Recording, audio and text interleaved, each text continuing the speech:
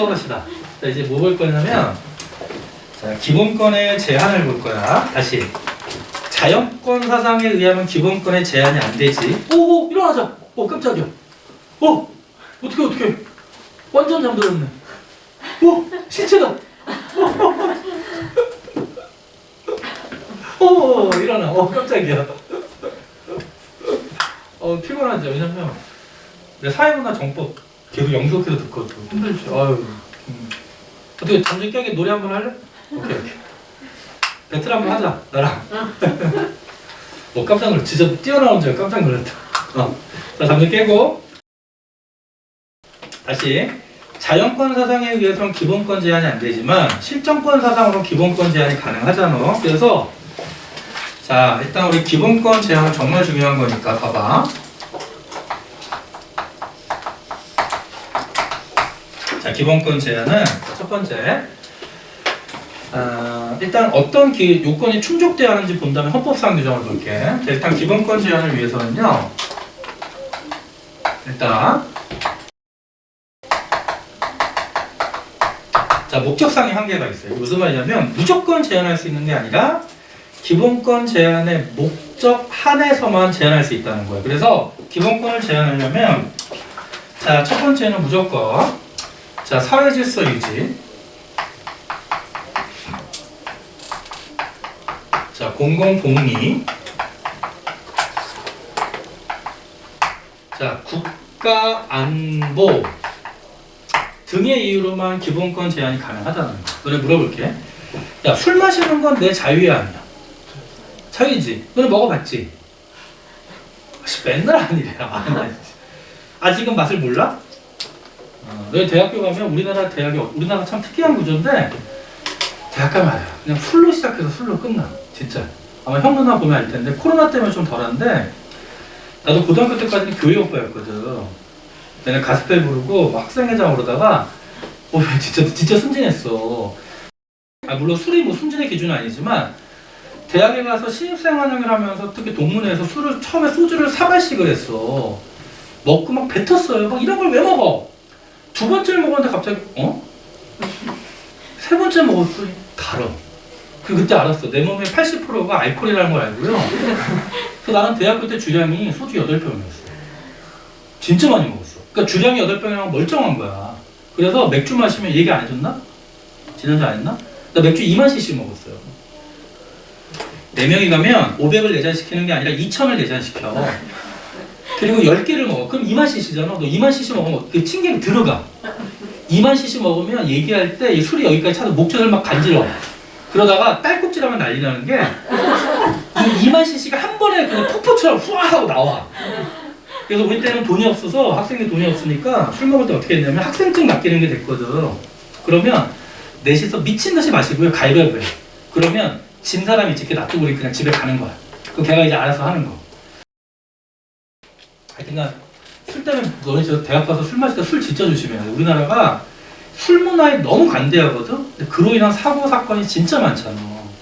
그리고 너네가 아직 주량을 모르니까 딱 마시면 기분이 좋거든. 그리고 통증도 없어. 신기해. 아프지도 않아. 계속 이렇게 때려봐 이러지. 그거 진짜 맞아.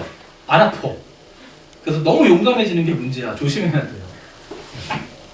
슬픈 게 그렇게 마셨더니 지금 간이 망가져서 2병 마시면 그 다음날 기어다녀요.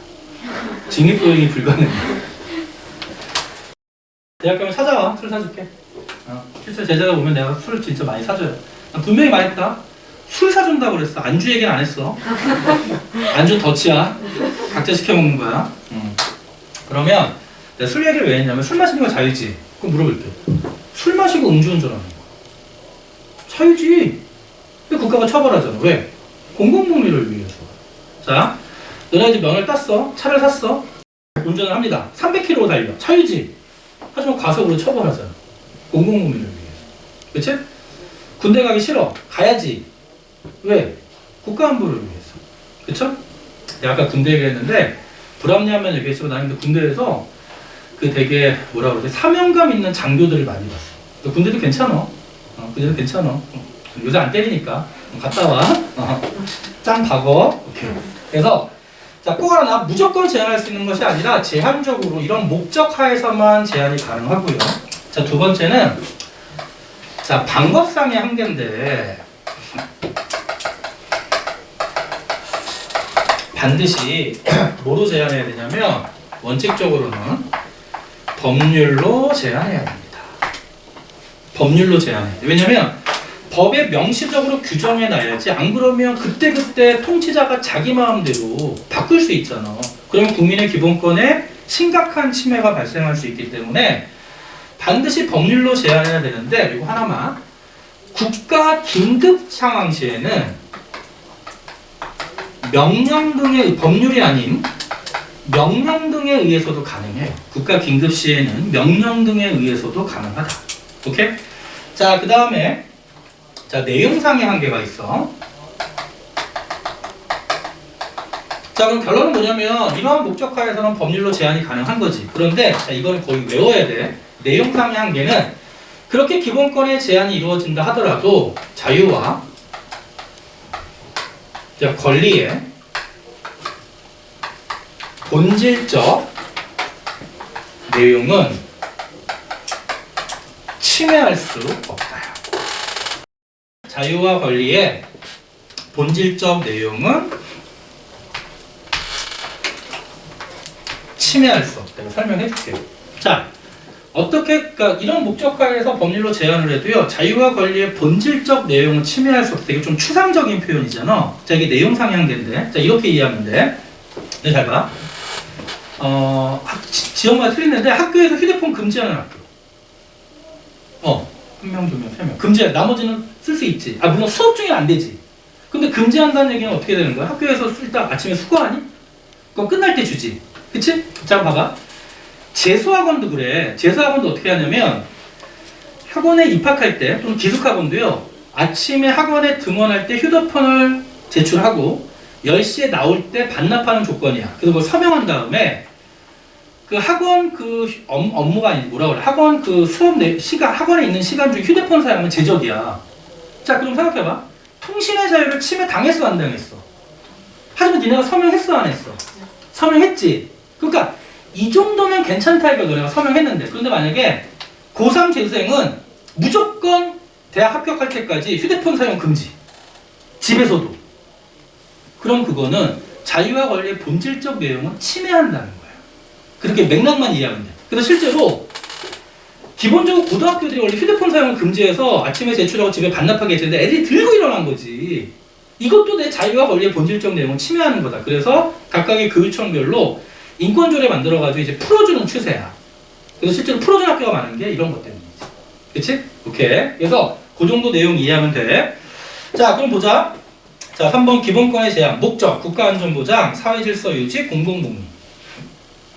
타이틀 말고요. 방법은 법률을 통한 기본권의 제한입니다. 그쵸? 그 다음에 자, 맨 밑에 봐봐. 밑에서 두 번째 칸에 법률로서 제한의 예외 봐봐. 국가 긴급권의 발동 시에는 밑줄 짝, 명령이나 처분으로도 기본권의 제한이 가능해요. 자, 너네 명령의 대표적인 게 뭐냐면 저기 봐봐. 경찰력으로는 치안 유지가 안 돼. 그래서 군대를 투입해서 치안을 유지합니다. 그 세 글자를 뭐를 선포한다고 해요? 계엄령. 계엄령이 군대 투입하는 거죠. 생각해봐. 경찰과 군인은 완전 다르지. 그치? 그 계엄령이랑 비슷했던 사태가 언제야? 1980년에. 광주였죠. 광주. 그치? 그러니까 사람을 학살하잖아. 자국민을, 군인들이. 그래서 국가 긴급 시에는 왜 법률이 아닌 대통령의 명령이나 또는 행정부의 처분으로도 가능하냐면 법률을 만들려면 국회를 모아야 되잖아. 근데 시간이 너무 오래 걸리니까 일단 명령 처분으로 먼저 제안을 하고 사후에 국회 승인을 받자. 나중에 이것도 뒤에서 할 거고요. 자, 그래서 국가 긴급권의 종류 밑줄만 쳐놓을게. 긴급 재정경제 처분 및 명령권이 있고요. 긴급 명령권 두 가지 이름 정도 알아놔야 돼. 그래서 이 경우는 법률이 아닌 명령과 처분으로 가능합니다. 오케이? 그런데 문제는 이렇게 명령과 처분을 했더니 대통령이 남발할 수 있잖아. 남용할 수 있잖아. 그래서 기본권 제한 남용의 견제수단으로 반드시 국회가 나중에 승인을 하거나 계엄령이 선포됐을 때 국회에서 계엄을 해제 요구하면 계엄을 바로 풀어야 돼. 그래서 밑줄 국회 승인 그리고 계엄 해제 요구권. 이 명령 처분이 남용될 수 있는 여지를 막겠다는 거죠. 자, 그 정도 정리하면 돼. 자, 그럼 돌아와서 자, 이거 봐봐. 요 내용이 자, 우리나라 헌법에 어떻게 규정되어 있나 볼게요. 자, 기본권 제한 관련 헌법 규정을 볼 거야. 그래서 가운데 보면 자, 기본권 제한의 한계에서 이거 중요한 외워야 돼. 우리나라 헌법은 기본권 제한에 그러니까 기본권을 제한할 때 엄격하게 제한해야 한다고 해서 무슨 규정을 명시하고 있냐면 과잉 금지의 원칙을 명시하고 있어요. 그래서 거기 가운데 보면 과잉 금지의 원칙 있지? 자, 나중에 이 과잉 금지의 원칙을 자, 다른 표현으로 비례의 원칙이라고도 할 거야. 그래서 과잉 금지의 원칙은 기본권 제한의 한계를 규정한 우리나라 헌법의 원칙인데 자, 네 가지 알아야 돼. 1번, 2번, 3번, 4번. 자, 지금 방금 반 내용을 정리한 거죠. 첫 번째는 뭐냐면 기본권을 제한할 때는 우리나라 헌법은 첫 번째 목적이 정당해야 한다고 규정합니다. 목적의 정당성. 뭐죠? 사회질서 유지, 공공복리, 그 다음에 국가 안보 등을 목적으로만 제한할 수 있고요. 자, 두 번째는 방법의 적절성이야.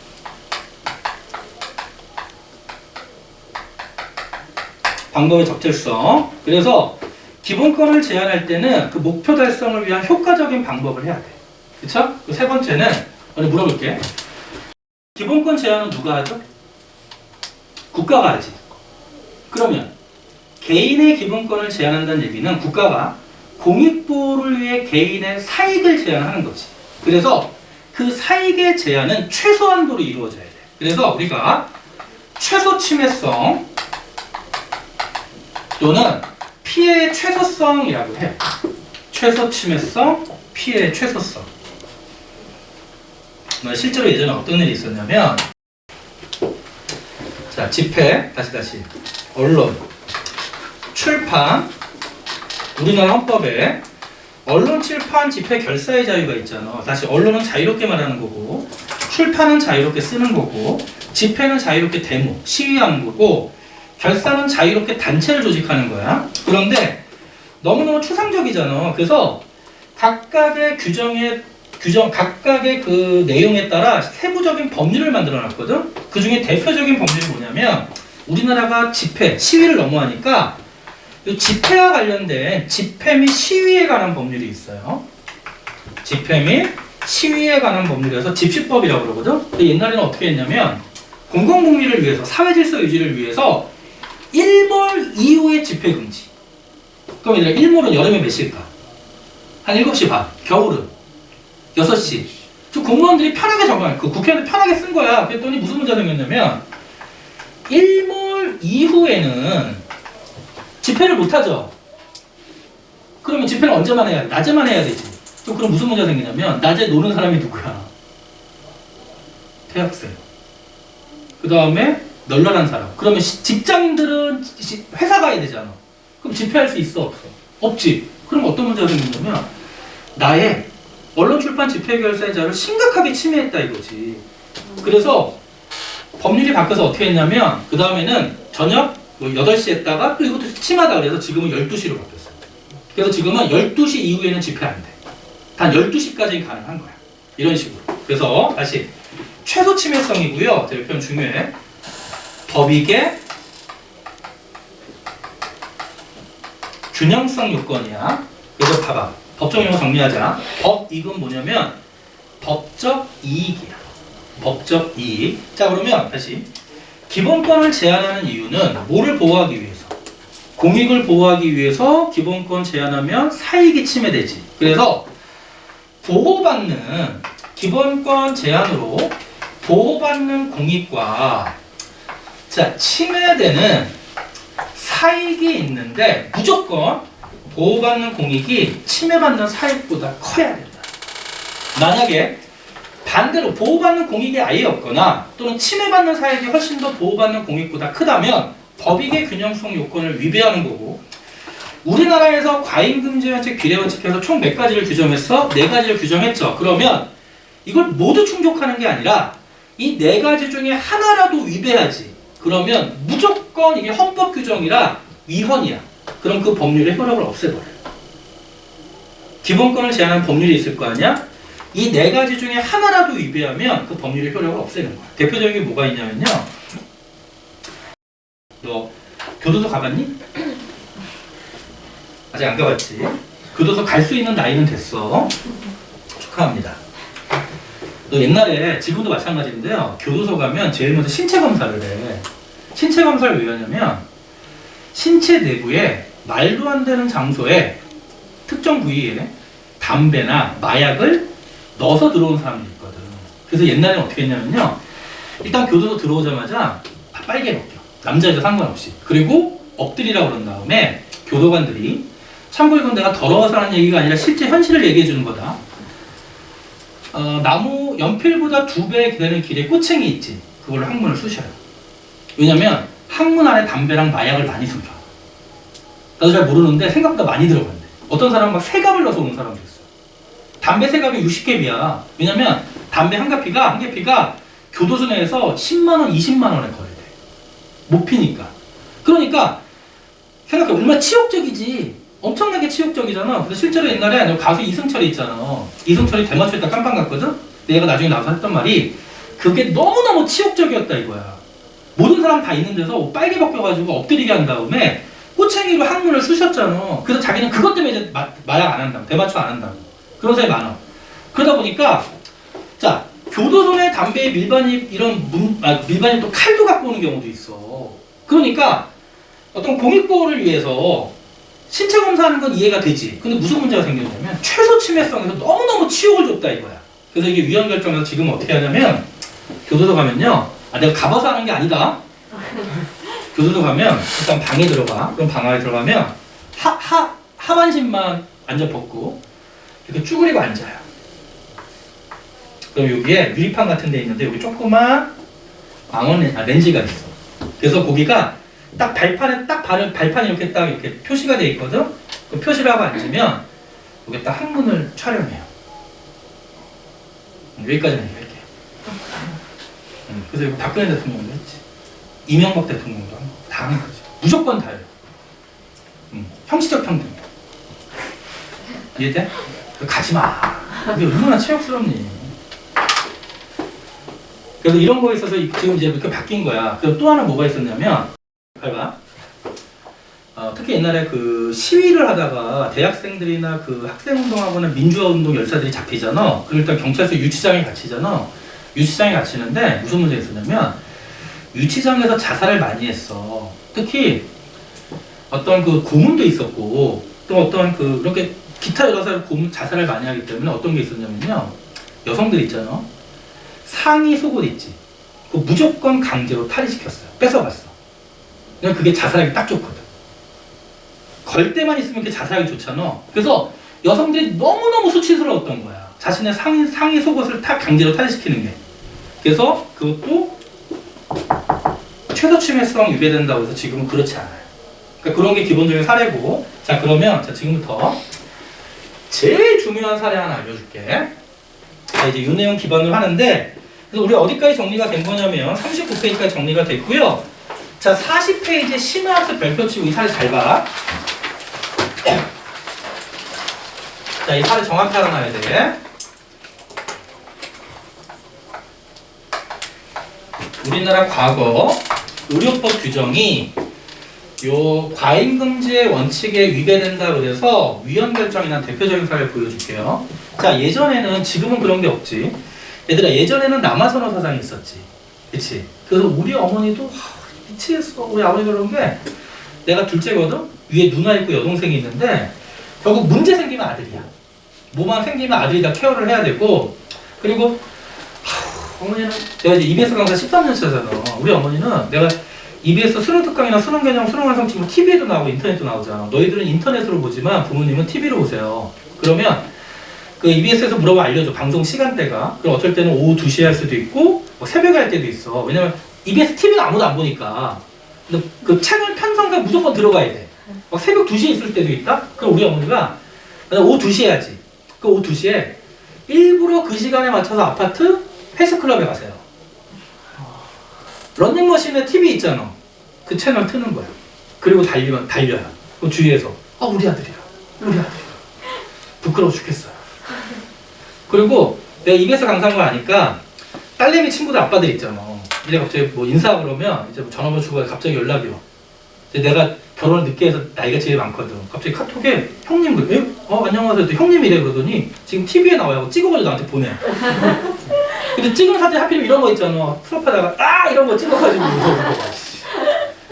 그래서 내가 효도하는 건 뭐냐면 우리 어머님한테 그건 효도야. 우리 어머니 입장에서 얼마나 아들이 자랑스럽겠어. 근데 남아선상이 너무 심해 우리 집도. 그래서 과거에는 어떤 게 있었냐면 임신을 하면 태아 성별을 물어봐서 딸이면 어떻게 해?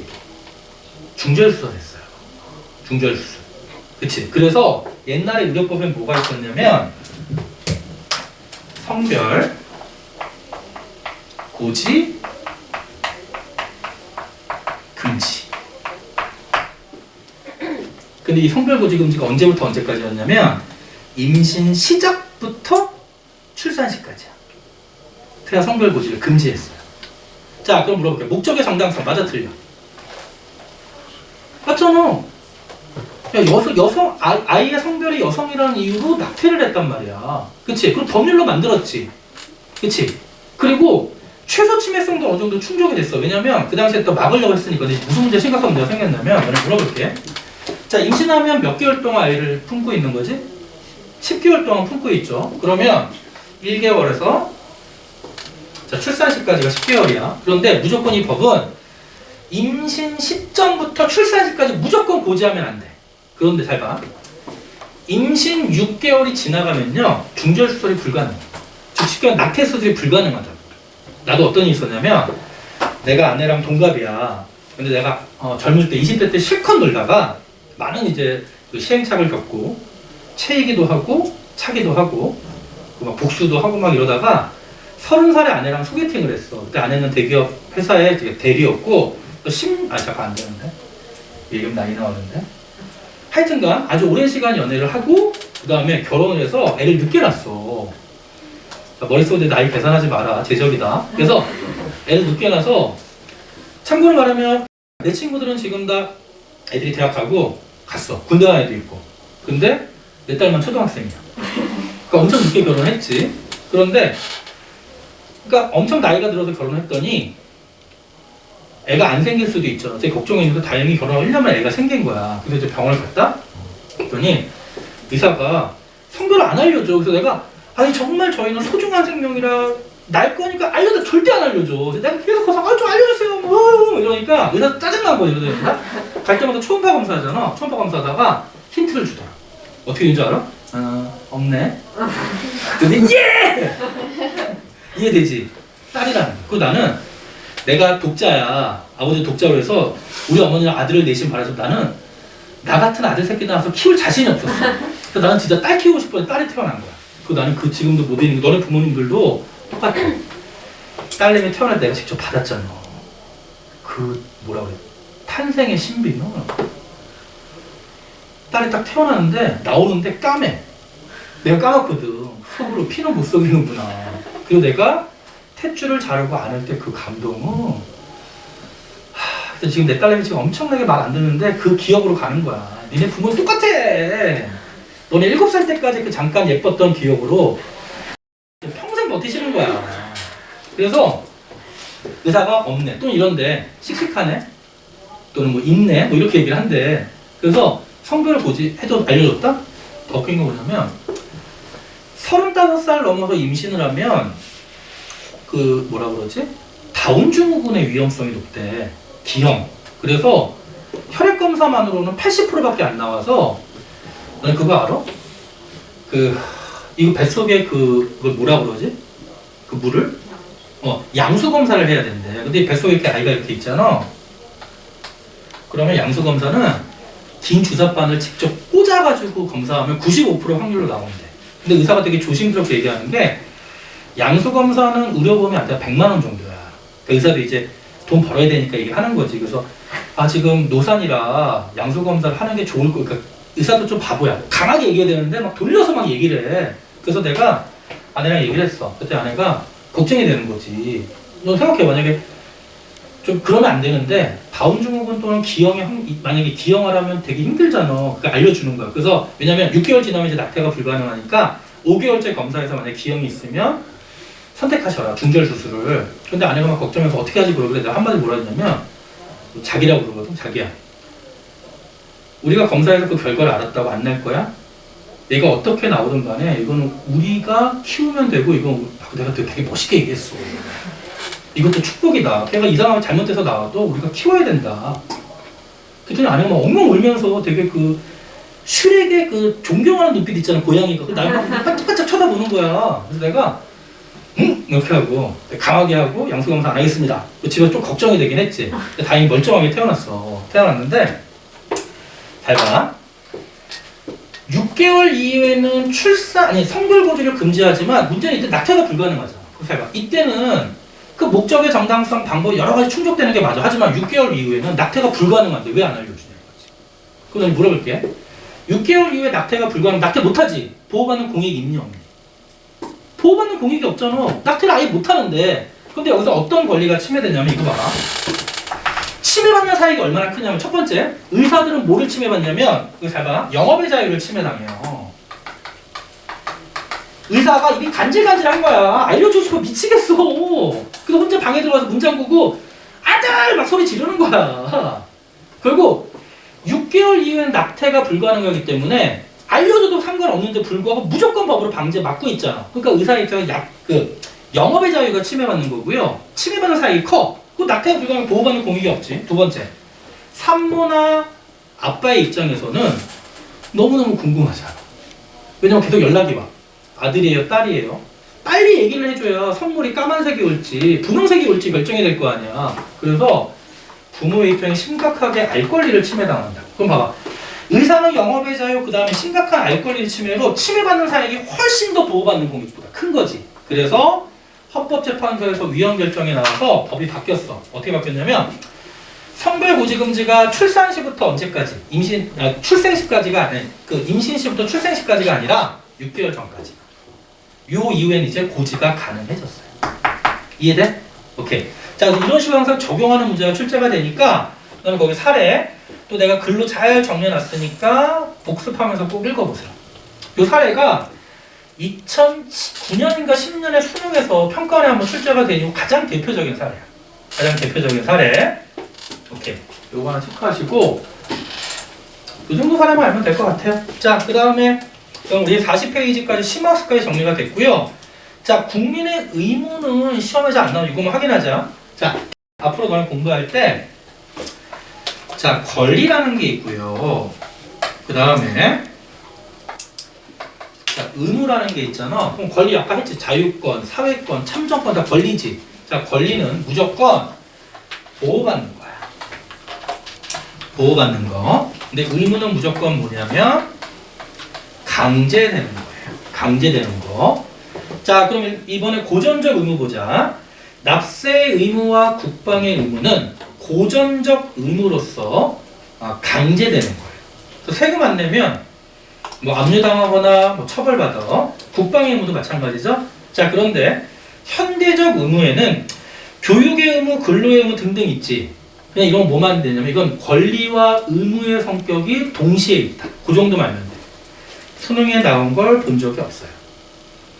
그래도 확인만 가자. 고전적 의무는 전적으로 의무의 성격이 강한데 현대적 의무는 권리와 의무 플러스 이렇게 써놔. 권리 플러스 의무다. 이렇게만 확인해 주면 돼. 오케이? 자, 우리 이렇게 해서 우리 기본권의 보장과 제한까지 끝났고, 자, 오케이.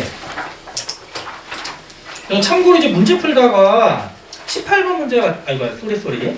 문제가 잘못 들어갔는데 42페이지에 6번 다음에 7번인데 18번은 잘못 들어갔죠. 자, 7번 같은 문제 풀다 보니까 갑자기 뭐 위헌 여부 헌법재판소 나오잖아. 약간 까다로울 수 있는데 이게 수능형 문제라 뒤에는 국가랑 연합돼서 나오는 거니까 한번 그냥 시도해보고 너무 어려우면 그냥 그렇구나 하고 넘어가도 돼. 나중에 헌법재판소 배우고 오면 이해가 될 겁니다. 자, 그럼 일단 여기까지 해서 우리 국민의 의무까지 정리가 된 거야. 자, 그러면 자 45페이지에 보면 정부 형태와 정치제도 있잖아. 그래서 오늘 맛만 보고 할게요.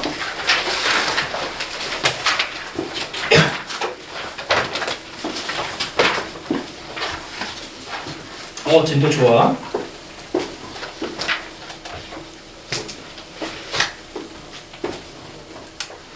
우리 설 때 수업 하나? 내가 하는 걸로 해놓은 것 같은데. 설 때 수업하면 나 혼자 오나? 봤더니 아무도 없어. 혼자 켜놓고 죽는다. 이렇게. 자, 이제 정부 형태 볼 거야. 정부 형태.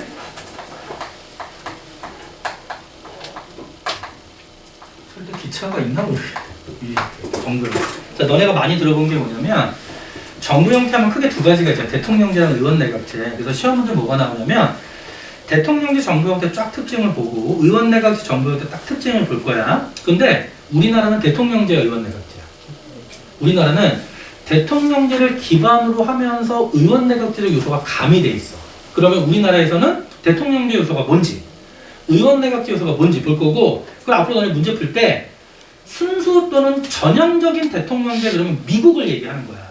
또는 순수 또는 전형적인 의원내각제 그러면 영국을 얘기하는 거야. 그래서 우리나라는 대통령제를 기반으로 하면서 의원내각제로서. 알겠지? 자, 그러면 정부 형태를 구분하는 기준은 삼권분립에서 출발을 해요. 그래서 교재 보자. 자, 정부 형태의 원리를 보면 자, 근대민주국가는 밑줄 짜. 권력분립을 원리로 하지. 그럼 권력분립은 근대민주주의국가의 권력분립은 몇 건 분립? 3권 분립. 그래서 정부 형태 보면 밑줄 쫙 쳐. 입법부와 행정부의 구성 방법 및 관계에 따라 대통령제와 의원내각제로 구분합니다. 자, 이거 다시 입법부와 행정부의 구성 방법 및 관계 밑줄 쫙 치고 별표 쳐놓고 대통령제와 의원내각제를 구분하는 기준은 입법부와 행정부의 구성 방법 및 관계야. 자, 누구는 빠졌니? 사법부는 빠졌지. 왜? 대통령제, 의원내각제 모두 사법부는 똑같아. 다른 차이는 입법부와 행정부 사이의 관계야. 자, 그러면 자, 순수하고 전형적인 대통령제부터 볼게요. 자, 다시 순수하고 전형적인 대통령제는 어느 나라? 미국. 자, 미국의 독립전쟁 이후에 세계 최초의 민주공화정 대통령제 정부 형태가 출현했거든. 자, 그러면 이쪽에 입법부가 있어. 자, 이쪽에 행정부가 있어. 그럼 얘들아, 입법부는 한마디로 의회지. 그치? 자, 그러면 의회는 어떻게 만들지? 국민들이 선거를 통해 뽑지. 그래서 입법부인 의회는 국민들이 선거를 통해 뽑아요. 그래서 우리가 이렇게 선거를 통해 뽑힌 공직자들을 선출직이라고 하는 거야. 오케이? 그럼 얘들아 봐봐. 너는 우리가 어떤 공직자들 또는 공무원이 정당성을, 국민을 대표하는 걸로 정당성을 가진 공직자들은 선출직일까 임명직일까? 국민이 직접 뽑은 선출직이 정당성을 갖는 거야. 그치? 자, 그런데 자, 너네 행정부 하면 말 그대로 정부잖아. 그러면 대통령제에서 행정부의 짱은 누구지? 말 그대로 대통령이잖아. 그러면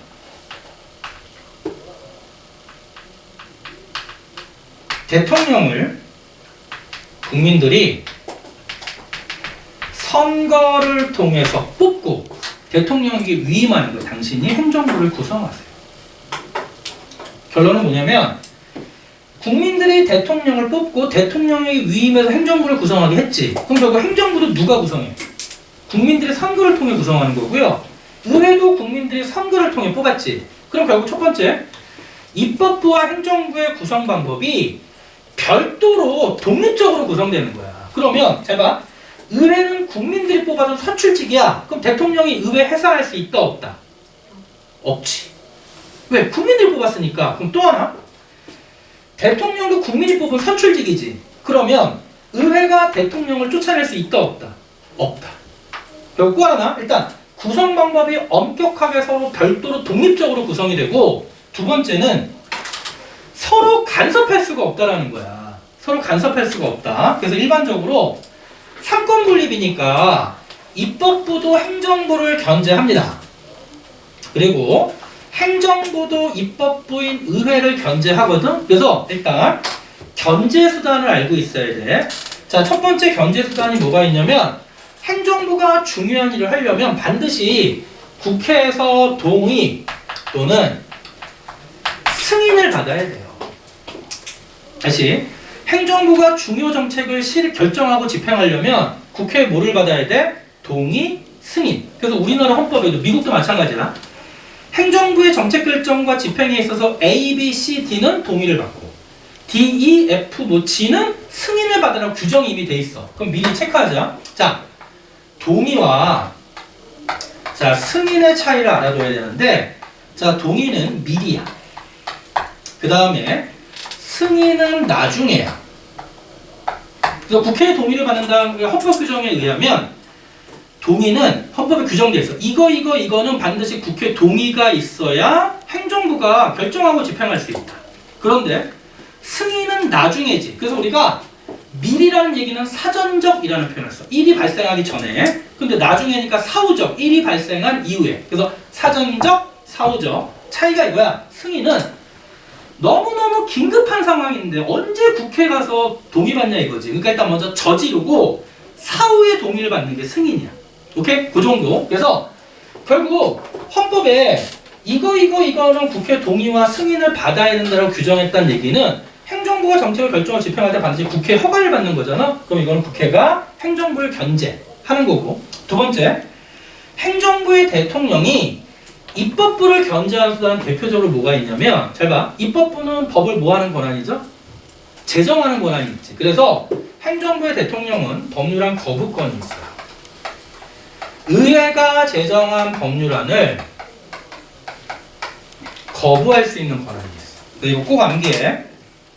다시 각종 동의 승인권은 의회가 대통령, 행정부를 견제하는 권한이고 법률안 거부권은 행정부의 대통령이 의회를 견제하는 대통령제 두 가지 가장 대표적인 권한.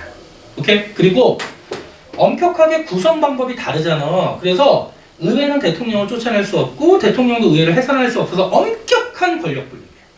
엄격한 권력 분립. 하지만 견제를 이루고 균형을 이룬다. 엄격한 권력 분립. 자, 이게 대통령제고요. 자, 그러면 자, 의원내각제를 볼게. 내가 이 의원내각제, 너네 의원내각제 대표적인 국가 어디 있니? 영국이랑 또 일본이 있지. 일본이 영국의 영향을 많이 받았잖아. 너네 우리가 예전에는 일본을 선진국이라고 했잖아. 지금 일본은 내가 볼 때 이런 말도 안 되는 좀 표현이 그런데 병신 같은 국가가 전 세계에 없어. 일본이 우리가 아직도 어른분들은 나이 많으신 분들 있잖아. 왜냐면 나 초등학교 때만 해도요. 난 솔직히 말할게. 나 국민학교 다녔거든. 미안합니다. 짜증을 내. 뭐 잘못했냐? 근데 국민학교 다녔는데 나 어릴 때는요. 삼성TV 아무도 안 봤어. 그리고 LG가 아니라 그때 이름 뭐였냐면 럭키금성이었어요. 그래서 그때는 무조건 소니, 파나소닉, 일본 가전제품이 최고였고 일본 밥솥이 최고였다고. 자동차도 무조건 닛산, 도요타. 자, 그런데 너네 클 때 니네 소니 TV 보니? 걔는 오타쿠지. 일본 가전제품 쓰는 애들 별로 없잖아. 그리고 우리나라 일본 차 별로 안 타지. 그러니까 무슨 문제냐면 우리 때는 일본이 최고였는데 어느 순간 우리가 일본을 역전한 이후에 특히 너네 일본 음악 들어? 일본 음악이 뭔지도 모르잖아. 우리 어릴 때는 일본의 쉽게 말해서 대중가요가 최고였거든. 우리 왜냐면 나 어릴 때 가수가 유명한 사람 조용필이었거든. 근데 일본 막 음악을 들었더니 뭐 장난이 아닌 거였어. 나도 막 비디오를 보고 그랬는데 지금 다 BTS 듣잖아. 일본이 1990년대 잃어버린 뭐 경제가 붕괴된 이후에 골 때린 게 뭐냐면 일본은 90년의 임금 수준이 지금이랑 똑같아. 임금이 안 올랐어. 물가 변화도 없고 디플레이션 때문에. 1인당 GDP가 총 GDP는 잘 봐. 일본의 인구가 1억 3천이거든? 그래서 GDP 총액은 일본이 우리보다 많아. 근데 인구수로 나는 1인당 GDP를 물가 변화를 고려하면 우리가 이제 역전했다고. 그러니까 일본 애들이 한국은 우리가 한때 식민지배에서 항상 우습게 봤던 국가가 치고 올라왔잖아. 그러니까 얼마나 열이 받겠니. 그러니까 걔네가 극우 애들이 한국을 끊임없이 무시하는 사고가 나오는 게 일본 경제가 붕괴된 이후에 그걸 벗어날 길이 없으니까 한국을 어떻게든 욕해서라도 그걸 극복하자 이거야. 그래서 일본이 그런데 일본의 의원 내각제가 정말 말도 안 되는 게 뭐냐면 이거 미친 나라야. 너 지금 일본은 백신 일본 봐봐. 일본 백신 받으려면 돈 내야 돼. 10몇만 20만 원 내야 돼. 아니 그 백신 아니라 그거 뭐지? 코로나 검사하려면 받겠냐 안 받겠냐. 야 너는 20만 원 받으면 받을래? 두 번째, 일본은 골 때려. 모든 관공서의 문서, 대기업의 기업들의 문서가 아직도 팩스로 해요. 메일로 또는 전자로 된 시스템이 아예 없어.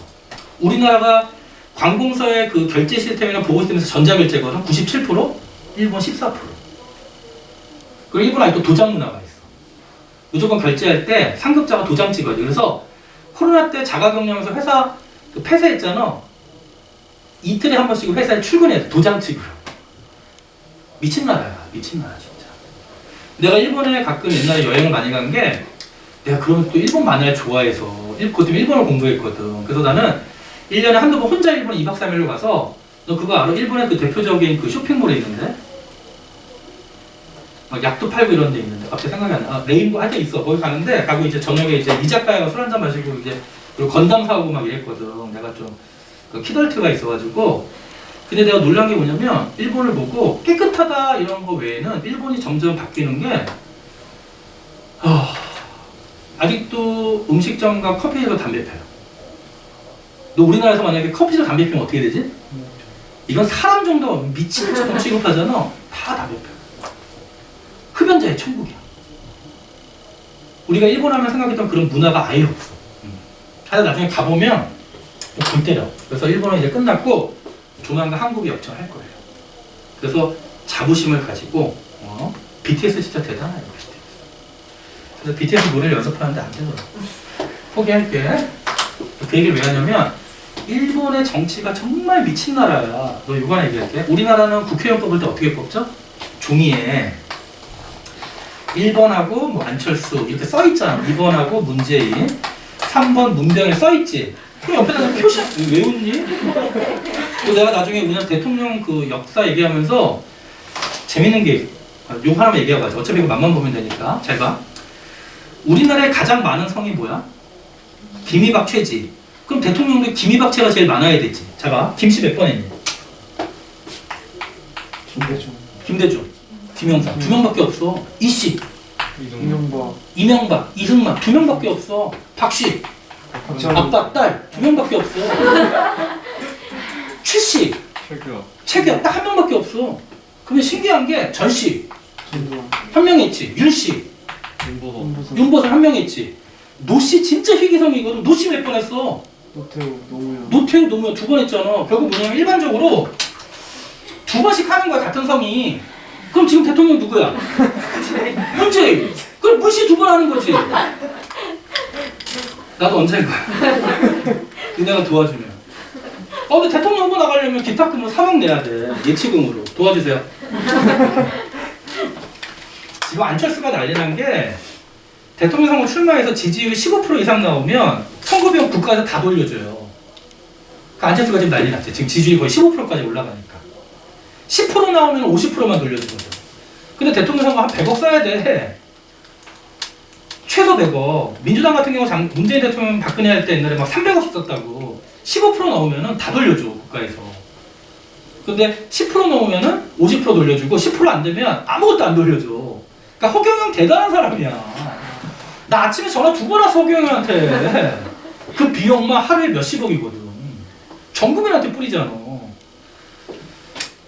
근데 허경영 그분은 지금 거의 종교화 시켜가지고 자기 그거를 그 지역 거기 있어 하늘궁이라는 데서 대단하신 분이야. 사기 이런 말 하면 안 돼. 나도 그렇게 해야지. 종강할 때 공중부양 보여줄게. 축지법이랑. 그래서 일본은 골 때리는 게 뭐냐면 국회의원 선거할 때요. 주관식이. 자기가 지지한 후보의 이름을 손글씨로 써야 돼. 근데 너네 일본 이름은 히라카야나 가타카야로 쓰는 게 아니다? 한자로 써요. 점 하나나 획순 하나만 틀려도 무효표야. 일본 미친 나라야. 또 이거 왜 하게? 그래서 일본이 뭐가 많냐면 부자 국회의원이 많아요. 아빠 아들. 왜? 아빠랑 아들 성이 같잖아. 그럼 그 지역에서 아빠가 오래 했지. 그러면 이제 지역 주민들이 외국은 그 아빠의 성은 다 외울 거 아니야, 한자로. 그럼 아들 출마하면 자동으로 뽑히는 거야. 신인 정치인은 당선되기가 어렵지. 야, 사람들이 힘들게 그 사람의 한자 이름 다 연습하고 있겠니? 너네 한자도 봐봐. 하늘처럼 쉽지. 하지만 한자 이름이 일본이 얼마나 어려운데. 이거 미친 나라야. 근데 이거 안 바꾸지. 왜? 이미 뽑힌 사람들이 계속 유지하려고. 그래서 자, 의원내각제는 이거야. 맛만 볼게요. 자, 입법부가 의회야. 그 다음에 여기 행정부가 있는데 대통령제와 완전 다른 점이 이거야. 국민들이 선거를 통해서 입법부인 의회를 선출합니다. 그런데 행정부를 뽑는 별도의 선거가 없고요. 국회의원 선거를 하지. 그러면 의회 다수당이 있지. 예를 들어 국회의원 300석인데 만약에 우리나라 그 의원내각제면 자, 우리나라가 국회의원 300석이지만 지금 민주당이 몇 석이게? 178석에 정확히. 열린우당 합치면 이제 183석인가 5석 되는데 그러면 민주당이 지금 과반 넘어 안 넘어? 300석 중에 178이면 과반 넘지. 그러면 다수당이 행정부로 와서 내각을 구성해요. 결국 우리나라로 따지면 민주당이 과반 178석에 과반을 넘으면 민주당 애들이 와서 그냥 행정부를 구성하는 거야. 행정부를 뽑는 별도의 선거가 없어. 그래서 내각이라는 게 결국 뭐냐면 의원내각제에서 행정부의 짬을 뭐라고 부르지? 총리 또는 수상이라고 그러잖아. 결국 민주당 애들이 와서 총리를 담당하고 그 밑에 강요, 장관들을 담당하는 거야. 그러면 결국 봐봐. 이 내각, 총리와 장관들은 의회에서 온 애들이잖아. 같은 편이지. 그래서 얘네들을 우리가 일반적으로 얘네들은 엄격하게 권력 분립인데 얘네들은 권력 융합형이라는 표현을 쓰는 거야. 그래서 표현 이거 알아나? 국민들의 선거를 통해 의회를 구성하면 의회를 선출하면 의회 다수당이 내각을 구성한다. 근데 만약에 다수당이 없으면 편먹고 내각을 구성해. 그런 걸 나중에 연립내각이라고 배울 거고 하지만 권력 융합형이랑 같은 편이긴 하지만 그 생각이 달라질 수 있잖아. 그래서 얘네들도 견제와 균형 장치가 있는데 자, 첫 번째 의회가 행정부를 견제하는 대표적 수단은 뭐냐면 잘 봐. 내가 같은 당 애들을 내각에서 총리랑 장관 보내놨더니 얘네들이 배신한 거야. 우리랑 다른 짓을 해. 그러면 뭐 할 수 있냐면 내각 불신임이라고 해가지고요. 총리 또는 강요를 쫓아낼 수 있어요. 자, 그래서 의원내각제에서 의회가 행정부를 견제하는 수단은 내각 불신임권이고 자, 그러면 봐봐. 야, 총리는 나가 그러면 총리의 선택은 두 가지야. 첫 번째는 죄송합니다. 나가. 그럼 다시 총리를 임명하는 거야, 의회에서. 근데 그게 아니면 못 나가, 씨. 열받아. 한번 붙자 그러면 내각 불신임을 했을 때 총리가 선택할 수 있는 의회를 견제할 수 있는 수단이 뭐냐면 그러면 의회 해산하고 다시 선거하자. 의회 해산권이 있어. 그래서 또 하나 의원내각제는 대통령제는 의회가 대통령 못 쫓아내. 대통령도 의회 해산 못해. 왜? 서로 각각 국민이 뽑아서 엄격히 구분했잖아. 선출 방법이 완전 다르지. 하지만 의원내각제는 국민은 의회만 뽑았기 때문에 의회에서 행정부를 구성하기 때문에 의회가 내각 나가 그러면 나가야 되고 또는 못 나가겠다고 열받으면 의회를 해산할 수 있다는 거야. 의회를 해산한다는 얘기는 의회 선거를 다시 하는 거야. 그거는 이제 다음 주부터 좀 자세히 설명할게요. 자, 그래서 일단 어디까지 정리가 된 거냐면 원리, 정부 형태, 그 다음에 민주국가의 정부 형태가 그림이지. 대통령제랑 의원내각제까지 정리가 됐고 자, 다음 주 시작할 때는 요거 다시 한번 복습하면서 이제 여당, 야당 개념이랑 이제 본격적 대통령제, 의원내각제 우리나라 정부 형태 그리고 혹시 이원 정부제라고 들어봤나? 그런 것도 있어. 그런 것까지 좀 자세히 설명할게요. 자, 수고했어. 그럼 여기까지 합시다.